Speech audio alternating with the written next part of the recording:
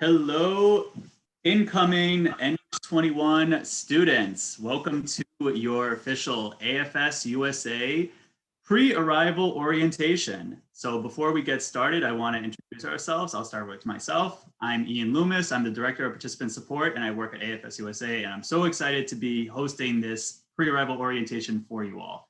Robin. I'm Robin Weber, and I'm the Senior Director of Compliance, Risk Management, and Intercultural Education, and very glad to be with you here today. Thank you, Robin. Paula. Hi, I'm Paula McGrath. I'm the Director of Travel Operations, and I'm going to be talking to you a little bit about your day of travel experience. Excellent. Thank you, Paula. Amanda. Hi, everyone. My name is Amanda Brown, and I work at AFS-USA as a Senior Participant Support Specialist. And I'm really excited about your arrival. So welcome.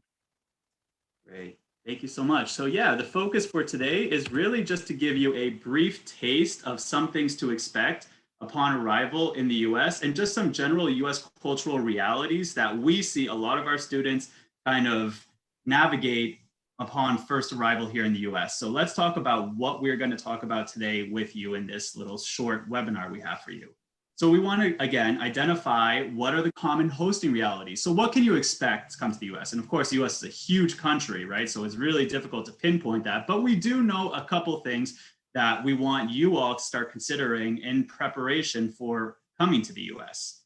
We also want to kind of start brainstorming maybe some challenges that you might run into, and what are some strategies that you can use and steps you can take to help yourself through these challenges. We also are still very much in the COVID-19 pandemic, and there are certain realities that may impact your exchange year, and we want to make you aware of these things and talk through that a little bit. Lastly, we want to provide you some reflections. We were going to do a little bit of a guided reflection of what would you do in this type of situation, because it's really good, again, to prepare yourself, and thinking about these ahead of time will also help you provide some strategies so that you can adapt it if it does happen to you while on program. Okay, so before we get started, we're going to go through some fun facts about the US. So first question that you can reflect on: how much of the United States is actually rural? So how much of the US is actually in the country? Is it 53%? Is it 97%? Or is it 71.5%? What do you think? And the correct answer is actually B. It's 97%. So rural areas cover 90% of the nation's land area, but it only contains 19.3% of the population. That's about 60 million people. And this is all according to the United States Census Bureau, according to 2016. So there's a lot of our country that is rural. All right, next question.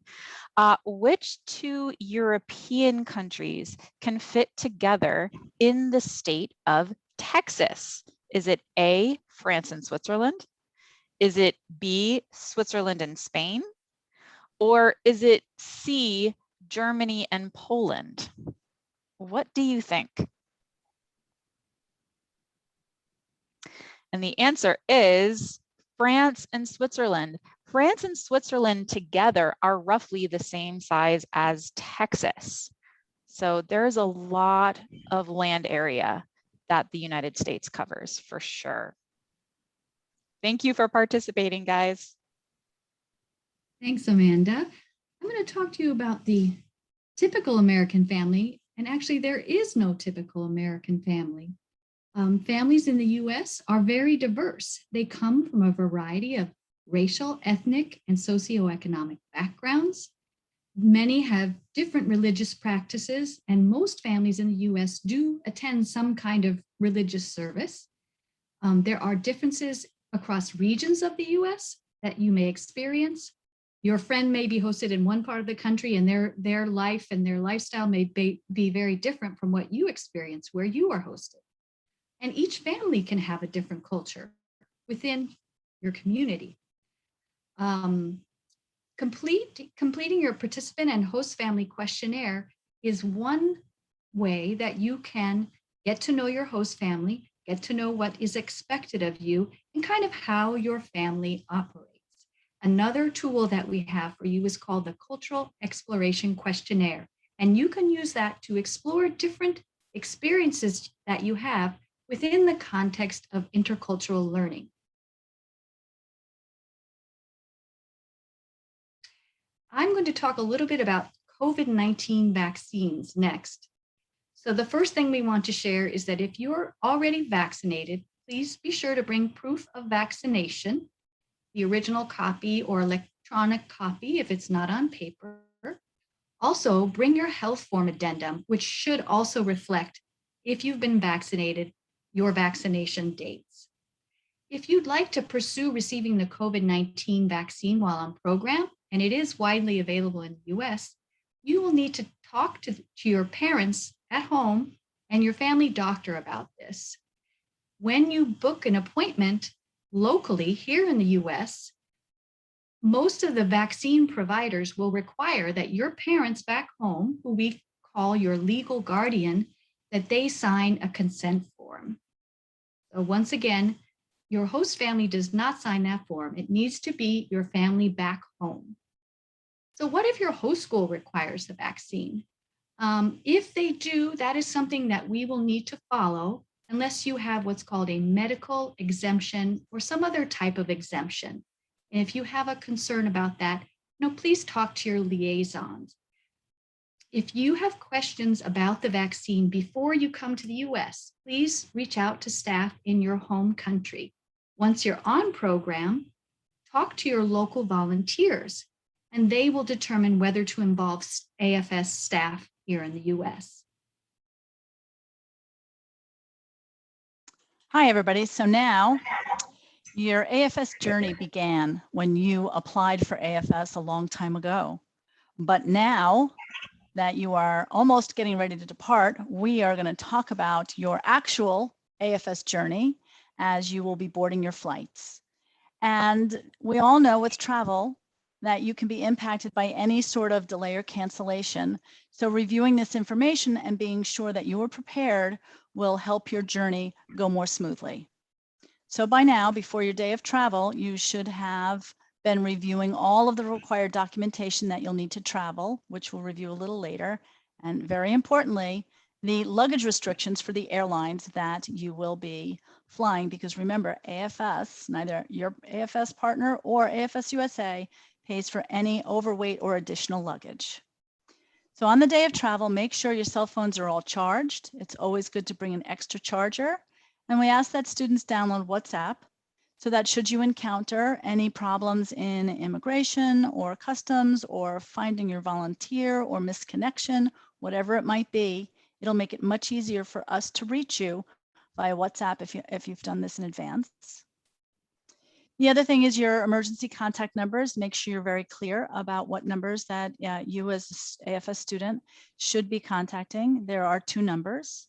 The first is the 800-221-3998. This is a free call. It bypasses the AFS switchboard, so you will get an AFS staff person on the other end of the line.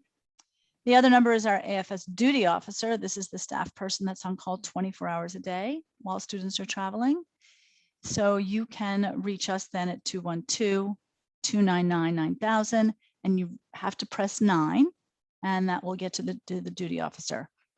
This particular number, along with an 800 number, is also valid while you're on program, but particularly, of course, for your day of travel.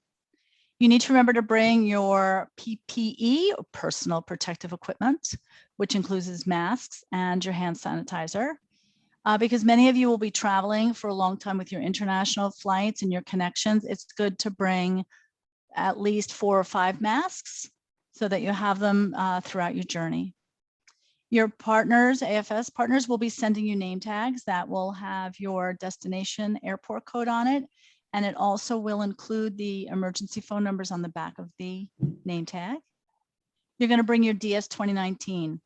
This is very, very important because if you do not bring it, you will be held up in immigration and perhaps for several hours. as they verify all the information related to you, and you will need to fill out secondary forms. So please do not forget this form. You need to bring a hard copy, or I know some of you have electronic copies of your COVID-19 test results, and there's an attestation form, fancy word for just saying I don't have COVID, that you need to fill out online, and your partners would be providing that link for you. Most of you will have a connection within the United States. Some of you will fly nonstop and land in your area like Chicago or Boston or New York, and host families and volunteers will pick you up there. But again, many of you will have an international to domestic connection. All of you need to be clearing immigration first. You pick up your luggage, you clear customs. If you have a domestic connection, you should be dropping your luggage behind the secure area. If you can, you should always remain behind the secure area to do your transit from your international to domestic flight. We will have volunteers on call and at the airport to assist in case there are any problems. But if you can remain behind security, that just makes your transit a little less stressful. But always drop your luggage when you can. Okay. Again, if something does not go right, if there are any delays or cancellations, or you're unsure of what to do, call us. We are here and we can help you immediately. While your first instinct will be to call your host family or perhaps your parents back home, it is best to call us immediately because we're right there. We have lots of experience and we can help you straight away. And then finally, a reminder that you should be bringing your health form addendum along with your DS 2019 COVID test results and anything else you may need to bring. Okay, thank you. Would you like me to talk about this one? Okay, so because COVID is still happening everywhere and rules are changing all the time, not only within the United States, but around the world until further notice. There is no independent travel. This is travel separate from your host family. No international travel with your host family because again, we don't know what the rules and impact would be of you leaving the United States, going to a country that may have a higher COVID rate. And then since you're not a citizen of the United States, you may not be allowed back into the country. Additionally, there are no natural family visits at this time. So this is information you can also share with your parents before you leave. Thank you. Thanks, Paula. All right, so what are some things to expect when you first arrive, right? So you cleared customs, you've settled in now, you're just kind of early days in your placement. Well, what Amanda was kind of indicating in the trivia earlier is there are a lot of more remote or rural placements. And what does that mean? What does rural mean? Rural means that it's not close to a city or city center. So area is kind of large and there might not be the immediate services or industries that you might be accustomed to, right? Houses could be far apart. You could find yourself in a forested area, for instance. Anyway, the big point here is all kinds of placements have a lot of success, but you need to be prepared for that. Also, one reality we know with a lot of our students coming in is that access to public transportation is very limited in the US compared to many other countries. So the level of independence that you currently have, possibly back home, may not be the same level of independence that you will have on program. And you might have to become more comfortable with asking your host parents, your volunteers, or others for rides to places. That's very normal in the US. So that is something for you to kind of manage your expectations on already. And again, if you ever have any challenges or concerns with that, feel free to talk to your liaison about that. A lot of this is normal, and coming on program and being in a new place comes with a lot of adjustments. So it's very, very normal to feel a certain way. And again, the most important thing is that you communicate and you kind of prepare yourself to understand that your placement could be very rural, and that's totally okay. And that's part of your experience. As it pertains to COVID-19 realities, we do expect, and again, hope that things improve with regards to the pandemic, but it's also important to understand that there might be a bit of a hybrid with looking for virtual engagement opportunities. So what does that mean? That means not in person, or maybe limitations with in-person engagement.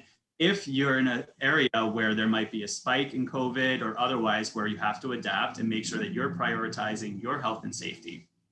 So again, just something to be considerate of. And another thing is be mindful of technology use. This last year has been, I think, taught a lot of us the benefits of technology, but also that technology can be really exhausting if we use it excessively. So just be mindful of that. Try to get a balance where you can.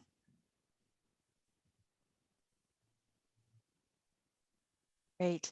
So I'm going to talk to you a little bit about your host school.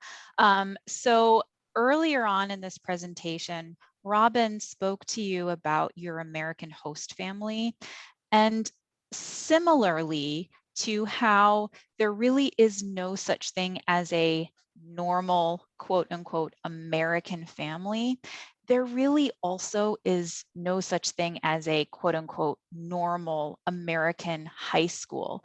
American high schools can be very different. They can vary according to their size, the number of students. They can vary according to student and teacher diversity, and also how old the building is. It can also vary depending on whether students walk to school or take a bus to school or even ride in a car with their parents to school. So there really is no such thing as a normal American high school experience. Also, school requirements can also be very different school to school. What a school requires in terms of course completion can vary.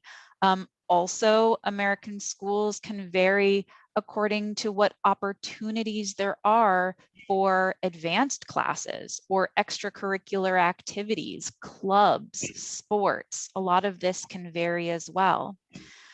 Some things that a lot of American schools do have in common. One thing that's important to note is that for a lot of American teenagers, their school is an important part of their socialization.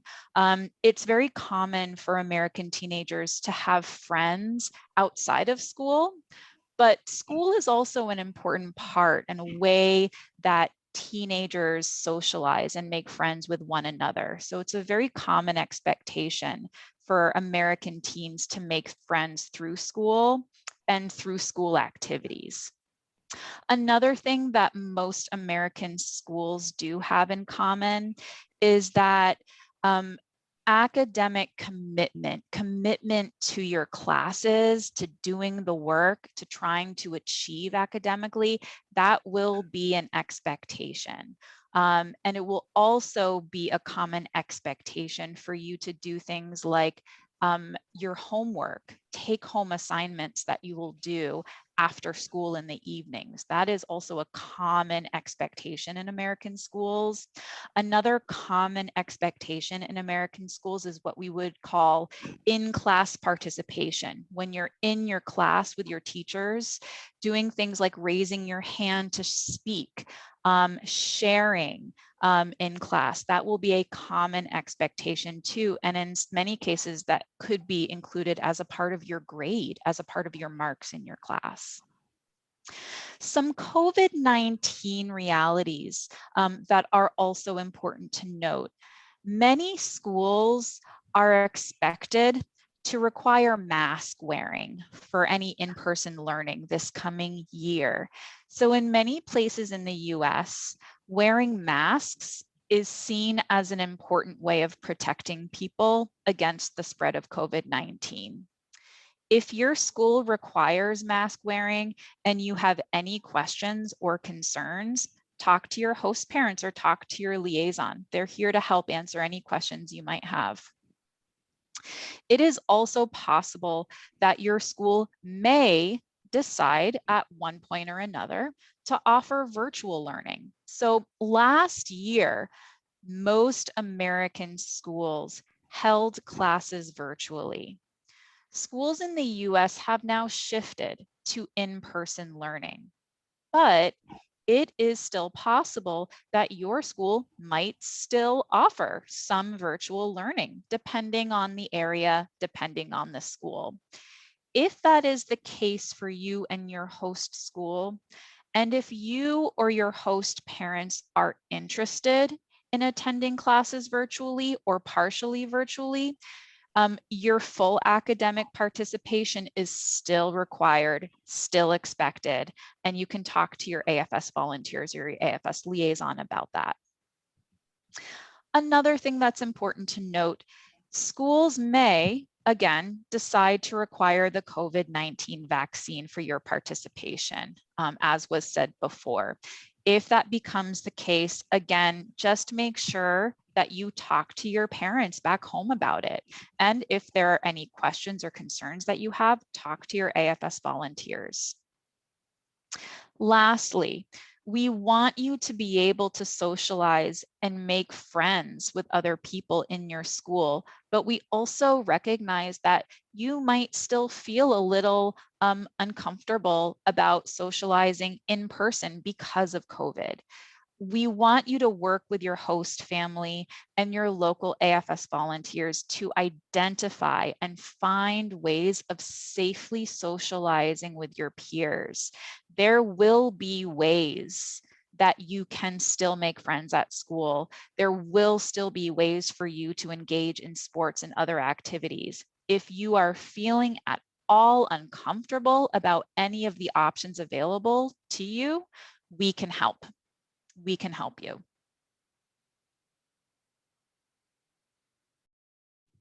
Thank you, Amanda. Just a few reminders, you're probably already familiar with these practices. But as Paula was saying, make sure you bring your masks, plenty of masks, hand sanitizer, practice good hygiene while you're traveling and also when you're in your host community, so wash your hands. We ask that you follow state and local laws and also the guidance from the CDC, the Center for Disease Control. That is what we defer to regarding precautions and expectations here in the US.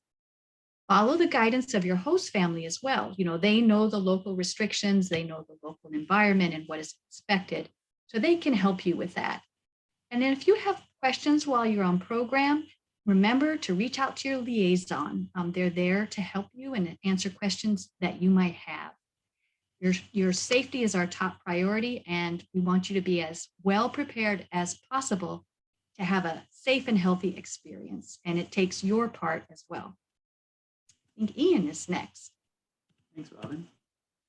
Yeah, so kind of piggybacking off of that, we recognize that there's been a lot of challenges, and the pandemic has really challenged us all in many ways to think outside of the box and kind of push us a bit outside of our comfort zones. One big part of not just staying physically healthy is also staying emotionally healthy. Your mental health is extremely important, and it's very important to us, your host families and your local volunteers. So part of this, and part of the reason we're doing this whole orientation for you, is to help prepare you. We want to give you some things to consider. And so for you, it's also important to reflect on some strategies that you have. What are ways that you take care of yourself? What are ways that you help yourself feel more whole? That maybe that's going for walks, maybe that's exercise, maybe that's reading books, maybe that's listening to music, maybe that's making art. These are all really great ways and outlets for us to make sure that we're checking in with ourselves and staying healthy and also emotionally healthy.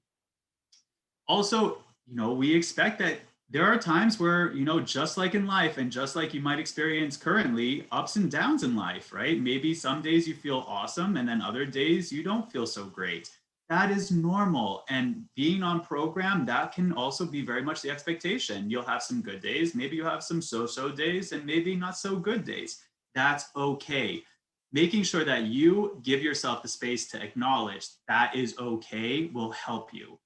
If you are feeling sense of isolation or culture shock or homesickness, again, that is normal, but talk to your volunteers, talk to your host families, communicate.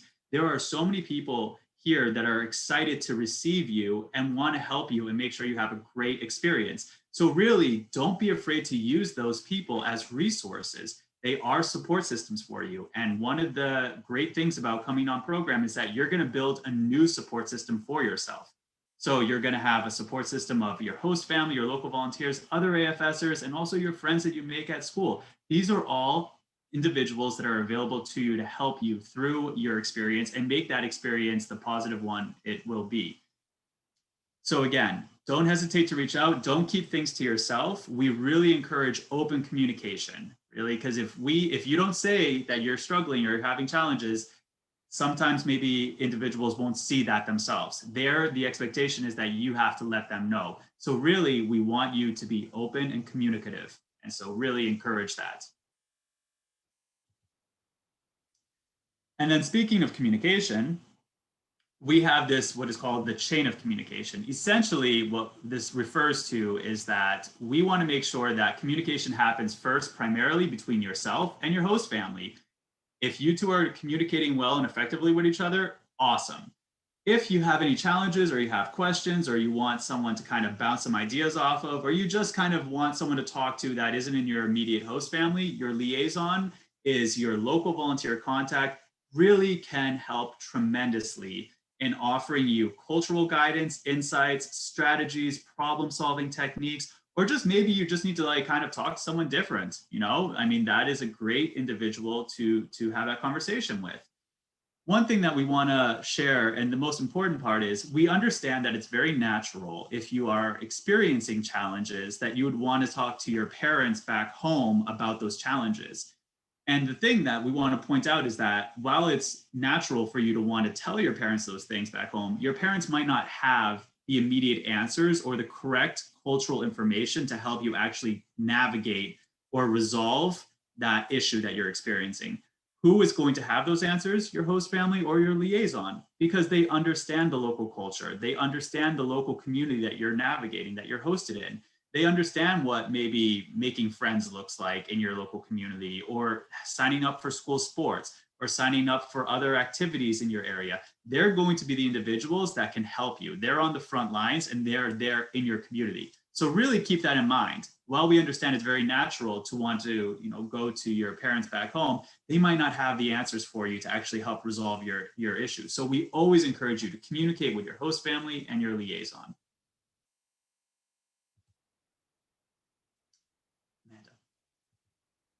You so much, Ian. Yeah, so we're going to spend the next few minutes going through a few possible scenarios.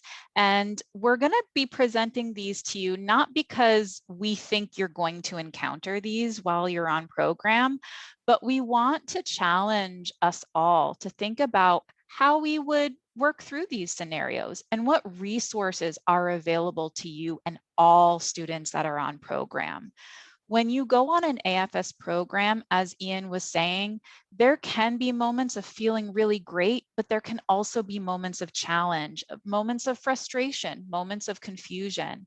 And when those moments happen, it's important that you know that that can be normal, but it's also important for you to know that there are ways to work through those moments. And there are resources and people that are ready to help, that are excited and happy to help you go through all of those moments, good or bad, during your program. So let's talk about the first one. The first one has to do with making friends at school and in your local community. So here's a possible scenario, a possible situation. You feel like it is challenging to make new connections with people your age at school and in your local community. What strategies can you use to address this? Who in your community can help you? What are some actions you can take to overcome these challenges? So think about what you would do. Think about what your answer is. And what I will say is that right away, we can name a number of AFS people who are there to help you. Your liaison is there to help you. Your AFS volunteers are many. They are all there to help you. Your host family is there to help you. So the first thing we definitely recommend you do in any situation like this is to talk to people, talk to your liaison, talk to your host family. Your liaison and your host family know a lot about your local community, and they will know a lot about what your options are to engage with people locally. They will know a lot about how you can engage with other people and other teenagers, and they have resources for you. So definitely we want you to talk to your local AFS supports. Next possible situation, this is about feeling a little isolated. Your host family maybe might live in an area with limited public transportation. It's possible that you live in an area where most people get from place to place through cars and automobiles. It's possible that your host family's home is too far away to walk anywhere, like a cafe or a restaurant in town. Your host parents might work long hours during the day, and sometimes they might come home late in the evening. You might feel like you are home alone a lot, and that you don't want your whole year to feel like this. What can you do to find ways to connect with others in your community? So again, we really recommend anyone who is encountering any kind of situation like this to talk to your host family and talk to your liaison. They are there to help. They are there to find strategies, find opportunities for you to engage. When you communicate your concerns, solutions can happen. So we would definitely recommend, again, as a first step, talk to people locally, because they have the resources and the local knowledge to help. Okay, and then one more possible situation is about communication challenges. You feel like you and your host family are struggling to communicate effectively with each other. There are things that they do which you don't understand. And it seems like there are things that you do that your host family doesn't respond positively to. This is confusing to you. What are ways in which you can work to open up communication channels with your host family and ensure that the situation of perhaps misunderstanding or miscommunication is being addressed? What do you think about this situation? Definitely, as before, we would recommend you reach out to your AFS liaison and your multiple AFS volunteers.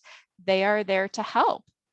But also, it's still possible to talk to your host family. We want you to try to work things out directly with your host family too. It is okay to talk to your host family and say something like, you know, I'm a little confused when you say things like this. Can you explain more about what you mean by that? Or when you said this, or when we did this thing a few days ago, I was a little confused and I had some concerns. Can we talk about that? That's okay. And that's normal to try to have those conversations as a family too. So you can try to do that. But again, always your AFS resources, your AFS volunteers are there to help.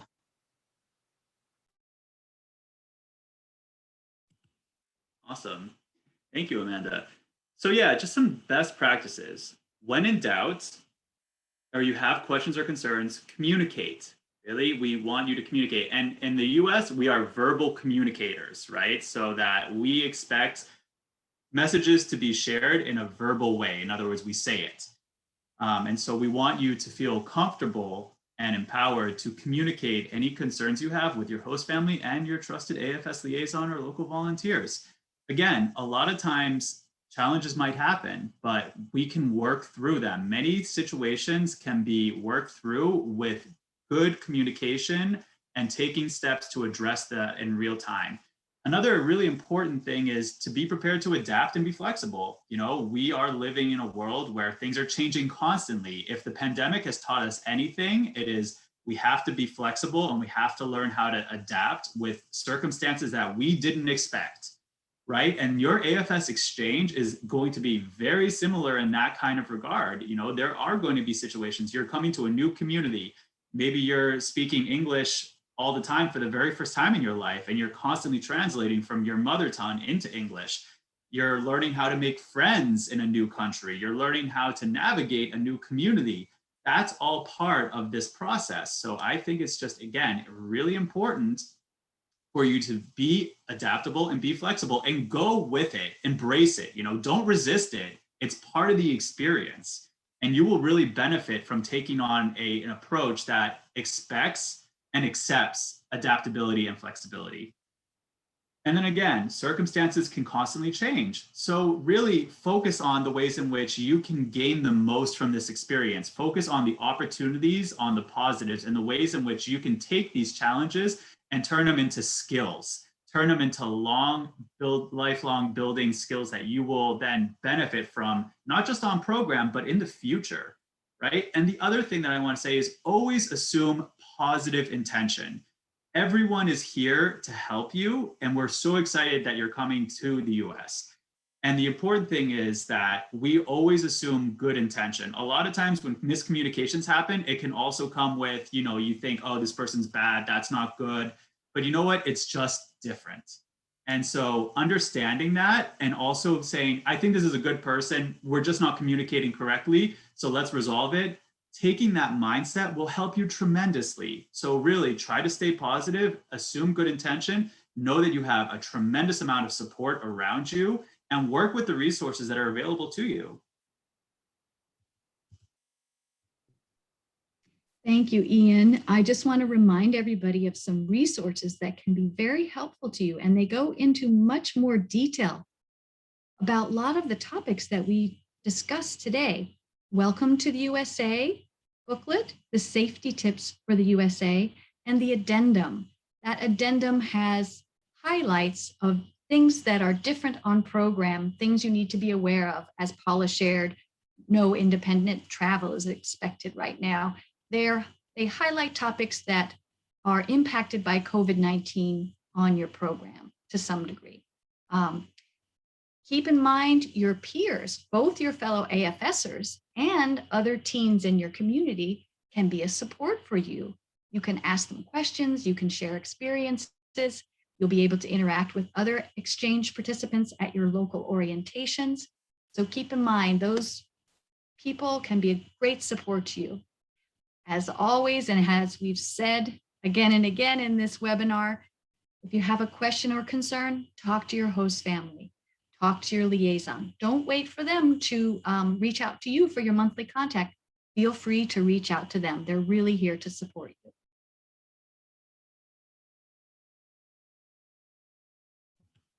All right, thank you so much, everyone. So that concludes our pre-arrival orientation. Again, we are so excited to receive you, and we will also be sharing this with your local volunteer teams, this orientation, so they know exactly what you're also seeing. And we encourage you to take this and ask those questions to your local volunteers and your local volunteer teams. We gave you, again, the US is such a big country that it's difficult to give you very specific information. We want to give you some general information.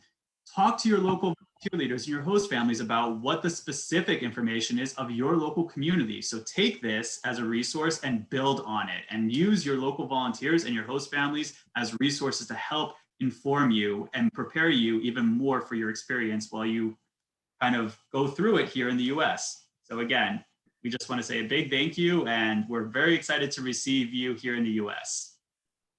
Thanks, everybody. Thanks, everyone. See you soon. Safe travels.